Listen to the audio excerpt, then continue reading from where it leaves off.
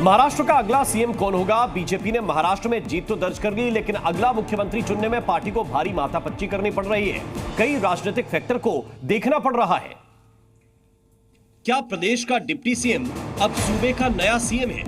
और क्या सूबे का मौजूदा सीएम अब डिप्टी सीएम कहा जाएगा? ये वो सवाल है जिस पर बीजेपी, शिवसेना और एनसीपी तीनों माथापच्ची कर रहे हैं।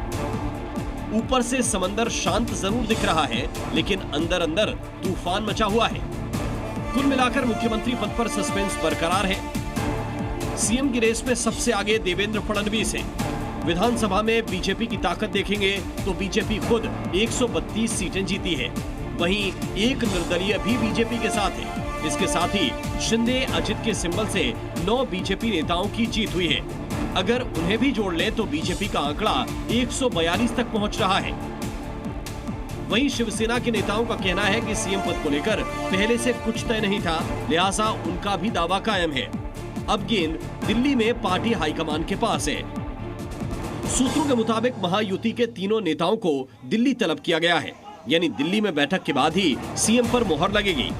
वहीं नए फॉर्मूले पर कैबिनेट का गठन होगा, जिसमें 50% मंत्री बीजेपी से तो 50% शिंदे और पवार कोटे से मंत्री होंगे।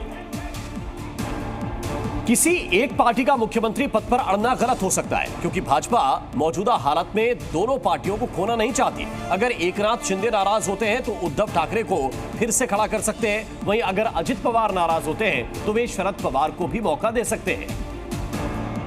यही वजह है कि महाराष्ट्र के राजनीतिक गलियारे में एक और थ्योरी चल रही है, और वो है 2.5 साल का मुख्यमंत्री पद। राजनीतिक जानकारों की माने तो शिवसेना शिंदे गुट बीजेपी के सामने 2.5 साल सीएम पद की पेशकश कर सकता है। इसका मतलब यह हुआ कि बीजेपी का सीएम और शिवसेना का सीएम दोनों आधी आधी पारी तक सीएम की कुर्सी संभालें।